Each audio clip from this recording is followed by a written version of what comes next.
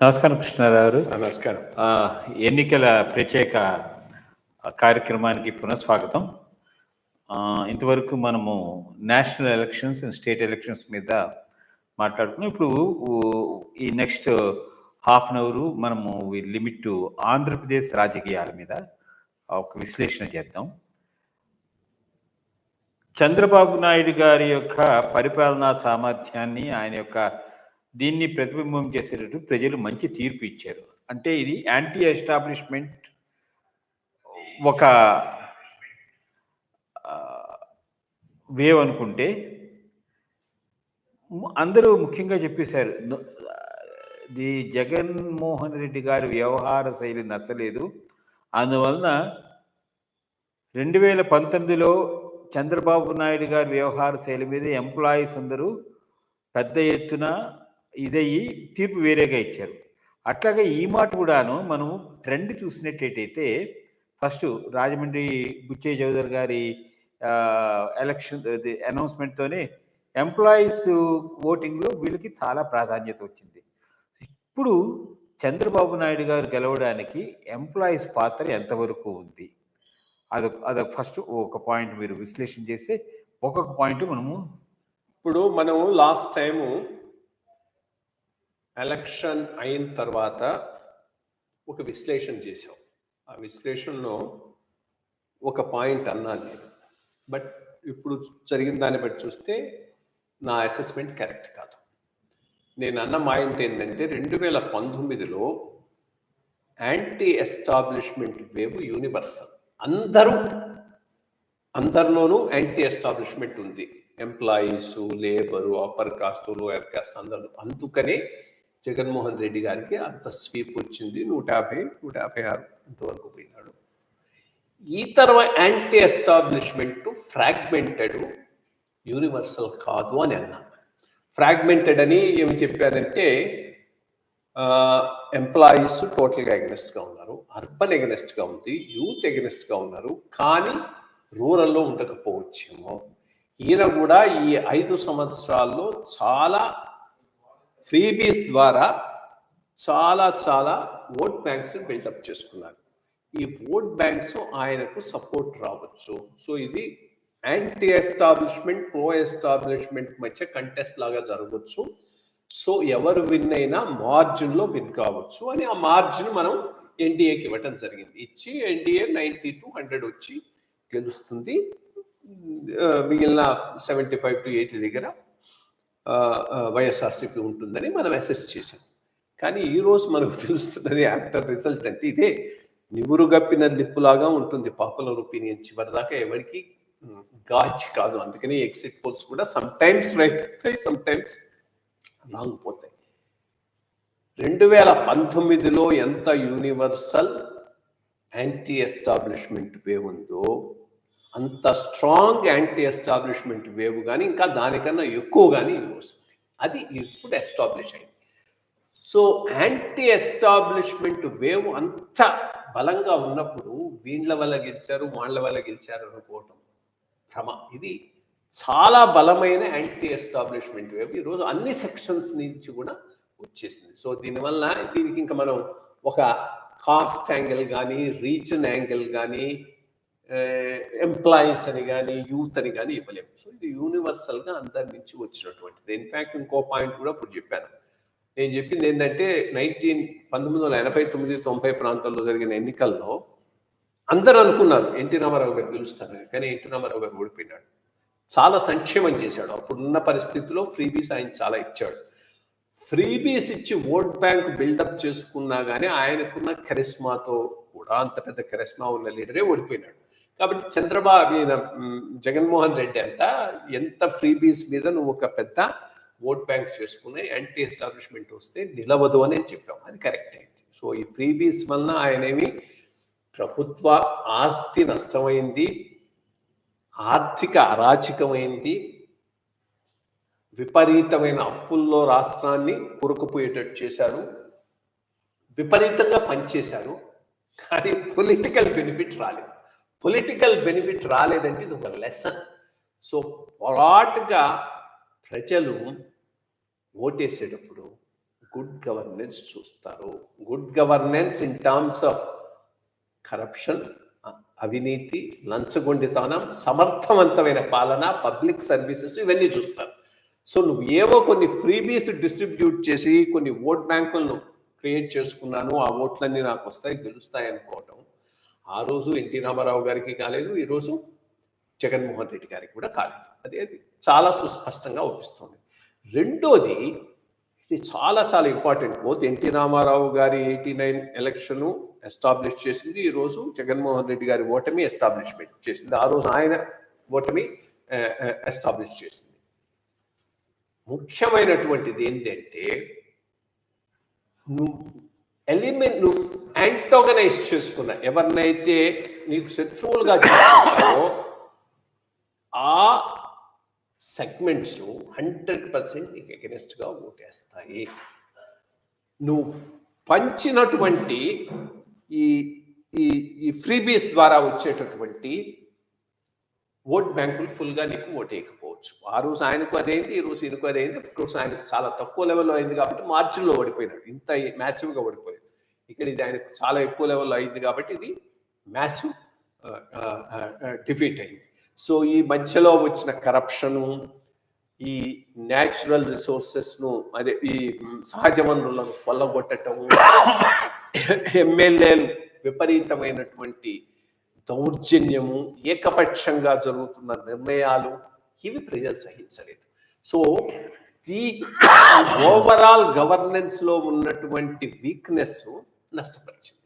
దానిని ఈ ఓట్ బ్యాంకులు ఫిలప్ చేయలేకపోయినా, అందుకని అయినా ఓడిపోయినాడు. కాబట్టి ఇప్పుడు స్పెసిఫిక్గా ఎంప్లాయీస్ వల్ల ఓడిపోయినాడని కానీ, యూత్ వల్ల ఓడిపోయినా కానీ మనం అనుకోలేము. ఒకవేళ కనుక మార్జిన్లో కనుక ఓడిపోయి ఉంటే, ఒక 75-80 వచ్చి వీళ్ళు వచ్చుంటే ఎస్ కొన్ని సెగ్మెంట్స్ ఆయనకి ఎగ్నెస్ట్గా వర్క్ చేశాయి కాబట్టి ఓడిపోయినాయని చెప్పుకోవచ్చు.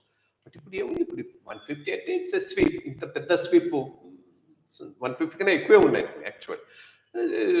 షోస్ ఆ అన్ని సెక్షన్లు ఎగ్నెస్ట్గా ఓట్ చేశాయని తెలుస్తుంది. బట్ ఇంకో ప్రధానమైనటువంటి విషయం ఏంటంటే, మతపరంగా కూడా నువ్వు ఏదో కొంతమందికి చేసి వాళ్ళ ఓట్లు పడతాయి అనుకోవడం కూడా భ్రమ. అది కూడా ఇది ఎస్టాబ్లిష్. సరే, దీని మీద మంచి విశ్లేషణ చేశారు. రెండో క్వశ్చన్ నాలో వచ్చిన ఏంటంటే, ఈ మాట ఈ ఆంధ్రప్రదేశ్లో ఎన్డీఏ అలయన్స్ అనేది మేజర్గా ఉండేటువంటి సామాజిక వర్గాలు, కాపు సామాజిక వర్గం చాలా ఇంపార్టెంట్. దానికి ప్రతినిధిగా మరి లాస్ట్ టైం ఏమో పవన్ కళ్యాణ్ గారు చేసి ఫెయిల్ అయ్యారు. ఈ మాట రాదు అని అనుకున్నాం, కానీ అక్కడ కూడా అది స్ప్లిట్ అయినట్టు కనబడట్లేదు. ఏంటంటే మనకి ఈస్ట్ అండ్ వెస్ట్ కూడా చూస్తుంటే చాలా కంప్లీట్ స్వీప్ వచ్చింది. I think this is a basic foundation అని అనుకోవచ్చు. ఇప్పుడు ఈ కులాల మీద ప్రభావం అంటే చాలా మటుకు చంద్రబాబు నాయుడు గారు కూడా ఆయన చేశానే చెప్పాలా. అంటే 2015లో ఆయన వచ్చిన తర్వాత మరి ఒక్కొక్క వర్గానికి ఒక్కొక్క కార్పొరేషన్ పెట్టారు. ఏది కాపు కార్పొరేషన్ అని, లేకపోతే బ్రాహ్మిన్ కార్పొరేషన్ అని కానీ ఇట్లా చేసి వాటన్నిటికీ ఫండ్స్ అన్నీ అలొకేట్ చేసి కూడా చక్కగా ఇది చేయడం అంతా చేశారు. మళ్ళీ ఈ కార్పొరేషన్స్ అన్నీ రివైవ్ అవుతాయా? అప్పట్లో ఇచ్చినట్టు మళ్ళీ డబ్బులు ఇచ్చి మళ్ళీ చేస్తారా? ఎందుకంటే చాలామందికి నేను అనుకున్నది ఏంటంటే, చంద్రబాబు నాయుడు గారికి ఓటు ఎందుకు వేశారు అని అనుకుంటే, జగన్మోహన్ రెడ్డి ఏ పథకాలు తీసుకొచ్చారో వాటిని వేటిని తీసేస్తానని చెప్పలా, వాటిని కంటిన్యూ చేస్తూనే ఎడిషనల్గా కొన్ని పథకాలు ఆయన ఇంట్రడ్యూస్ చేశాడు. ఏది ఫ్రెబిస్ పాయింట్ ఆఫ్ వ్యూలో. అందువల్ల వాళ్ళు అనుకుంటారు ఆయనైనా వస్తారు, ఈయన ఇన్ఫ్యాక్ట్ రేపు జూలై 1కి మీరు చూడాలి, చంద్రబాబు నాయుడు గారు మీకు ఏప్రిల్ 1 నుంచి ఉండే ఏరియాస్ కూడా కలిపేసి 4,000 రూపాయలు చొప్పున మీ ఖాతాల్లో మేము వేస్తామని అన్నారు. అదొకటి. జగన్మోహన్ రెడ్డి గారు అయితే చేసింది వాలంటరీ వ్యవస్థ చేసి చాలా చక్కగా చేశారు. వాళ్ళని కూడా తీసేస్తారేమో అని భయం పడుతూ ఉంటే, మిమ్మల్ని అందరినీ కూడా ఉంచుతాను, కంటిన్యూ చేస్తానని చెప్పేసి ఒక ఇన్సూరెన్స్ కూడా అదంతా జరిగింది. అందువల్ల నేను అనుకునేది, ఎవరైతే బెనిఫిషరీస్ ఉన్నారో గ్రాస్ రూట్ లెవెల్లో వాళ్ళందరూ కూడా ఈయన ఏం చేస్తాడో అని చూడడం కోసం అని చెప్పేసి ఒకవేళ ఓటు చేసి ఉండొచ్చు అని ఒక అభిప్రాయం ఉంది. దీని మీద మీ విశ్లేషణ. ప్రధానంగా ఈ ఆర్థిక విచ్చలవిడితనం అనేది ఎవరైనా షార్ట్ టర్మ్లో చేయగలరు, లాంగ్ టర్మ్లో చేయలేరు. జగన్మోహన్ రెడ్డి గారే 2 సంవత్సరాల్లో కొలాప్స్ అవుతాడని నేను భావించాను. నేను అనుకున్నది ఈ పొయ్యే పద్ధతి 2 సంవత్సరాలకు మించి ఉండలేదు, 2 సంవత్సరాల్లో కొలాప్స్ అవుతుంది అని స్ట్రాంగ్గా బిలీవ్ చేశాను. కానీ ఆయనకున్న అదృష్టం ఏంటి అంటే 22 సీట్లు అప్పుడు రావటం, రాజ్యసభలో కూడా మంచి నెంబర్ ఉండటం, వాళ్ళు చాలా ఇంపార్టెంట్ అనుకున్నటువంటి 2-3 కాన్స్టిట్యూషనల్ అమెండ్మెంట్కు ఈయన అవసరం రావటం, బోత్ సిఏఏ లెజిస్లేషను 370 తీసేటువంటి వాటి, అది కొంత ఈయనకు వెసులుబాటు ఇచ్చింది. ఆ వెసులుబాటుతో కొంత ఫ్లెక్సిబిలిటీ రావడంతో ఇవి 5 ఏళ్ళు కంటిన్యూ చేశాడు. ఇవి 5 ఏళ్ళు కూడా కంటిన్యూ అయ్యే సాధారణ సమస్యల్లో ఇవి పరిస్థితుల్లో కంటిన్యూ అయ్యే ప్రశ్నే లేదు. దీని మీద మళ్ళీ ఇప్పటికొప్పటిగా ఈరోజు చంద్రబాబు నాయుడు గారి ప్రామిసెస్ ఉన్నాయి. కానీ ఆయన అదృష్టం ఏంటి అంటే బీజేపీకి పూర్తి మెజార్టీ రాకపోవటం, ఈయన మీద ఆధారపడాల్సినటువంటి అవసరం రావటం. సో అది ఎంతవరకు ఈయనకు ఫ్లెక్సిబిలిటీ ఇస్తుంది, ఎంతవరకు అకామిడేట్ చేసుకుంటారు, అకామిడేట్ చేసుకోవాల్సిన అవసరం వాళ్ళు ఎంతవరకు వస్తుంది అంటే ఇప్పుడు 19-20 ఇతరులు ఉన్నారు. ఇప్పుడు మొత్తం ఇండియా కూటమి చూచి వీళ్ళ కూటమి చూస్తే వీళ్ళిద్దరు కాకుండా అదర్స్ 10-19 వాళ్ళు 10-20 మంది ఇటు వచ్చిన ఏవో చిన్న చిన్న పార్టీలు వీళ్ళలో కలిసిపోయినా వీళ్ళు 270 దాటితే వీళ్ళ రెస్పాన్స్ ఎట్లా ఉంటుంది, ఏ రకంగా ఎన్డీఏ ముందుకు పోతుంది, ఎంత అకామిడేట్ చేసుకుంటారనే దాని మీదనే ఈ ఫ్రీబీస్ను ఎంతవరకు తీసుకుపోగలరనేది ఆధారపడి ఉంటుంది. ఆ ఫ్రీబీస్ ఇస్తూ మళ్ళీ ఈ కార్పొరేషన్స్ కూడా చేయగలరా, నా దృష్టిలో అంత ఫ్లెక్సిబిలిటీ ఉండకపోవచ్చు, ఎవరికైనా ఉండకపోవచ్చు. బట్ ఒకటి ఒక యాంగిల్ మాత్రం టీడీపీ ఈ ఎన్నికలు అయిన తర్వాత డెఫినెట్గా తీసుకుంటుందని నేను అనుకుంటున్నాను. అది హిందుత్వ అజెండా. ఇనేవే బీజేపీ హిందుత్వ అజెండా విండు ఆన్ దేర్ ఓన్ పెద్దగా దానికి కట్టుబడి ఉండకపోయినా సర్కమ్స్టాన్సెస్ వల్ల ఇప్పుడు హిందుత్వ అజెండాకు టీడీపీ కట్టుబడి ముందుకు పోయే అవకాశం ఉంది. ఎందుకనంటే తన ఓట్ బ్యాంకును బలపరుచుకోవటం కోసంగా స్ట్రాంగ్ క్రిస్టియన్ అజెండాతో జగన్మోహన్ రెడ్డి గారు 5 సంవత్సరాల పాలన చేశాడు. సో అది దాని బ్యాక్ క్లాష్ ఉంది, దానికి చాలా బ్యాక్ క్లాష్ వచ్చింది. ఆ బ్యాక్ క్లాష్ ఈరోజు అక్కడ దానిని ఓనప్ చేసుకునేటటువంటి ఇంకే ఫోర్స్ లేదు కాబట్టి అది ఇప్పుడు టీడీపీకి పడిపోయింది. టీడీపీ అంటే అలయన్స్కి వచ్చేసింది, ఎవరు నిలబెడితే వాళ్ళకి వచ్చింది. ఒకవేళ బీజేపీ బలపడి ఉంటే బీజేపీకి వచ్చి ఉండేది, బీజేపీ బలపడలేదు కాబట్టి టీడీపీకి వచ్చింది.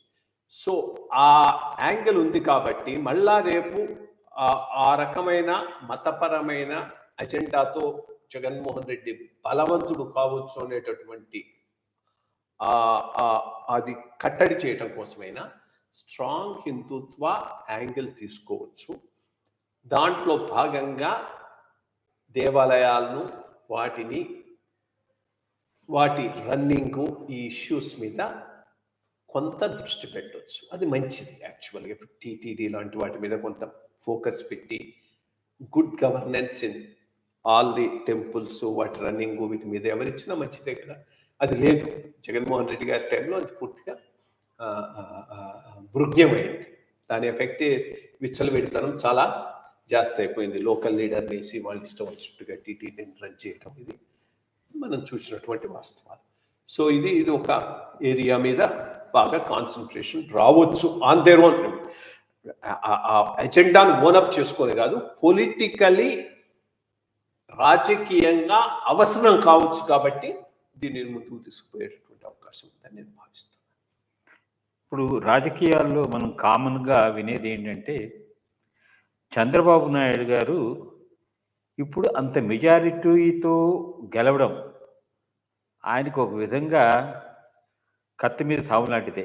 ఎందుకంటే ఆశావాహులు చాలామంది ఉంటారు పదవులు పొందడం గురించి అని చెప్పేసి.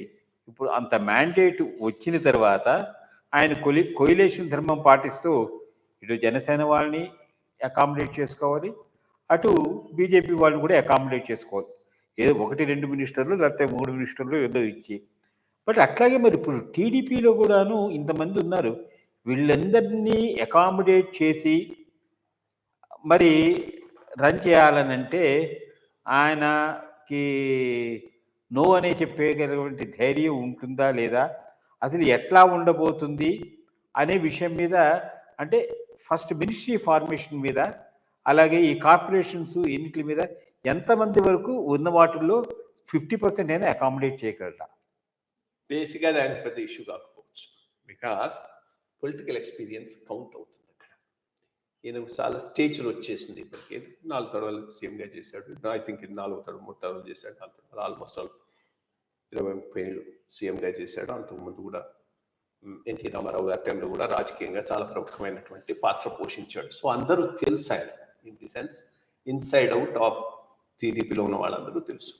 ఇక జనసేన బీజేపీ అంటారా, ఇన్ ప్రపోర్షన్ టు దేర్ నెంబరే పోతుంది. దాంట్లో అది సెలక్షన్ వాళ్ళు చేసుకుంటారు, in proportion to their number ఇచ్చేయటం జరుగుతుంది. సో ఆ పద్ధతి ప్రకారం కనుక మనం అనుకుంటే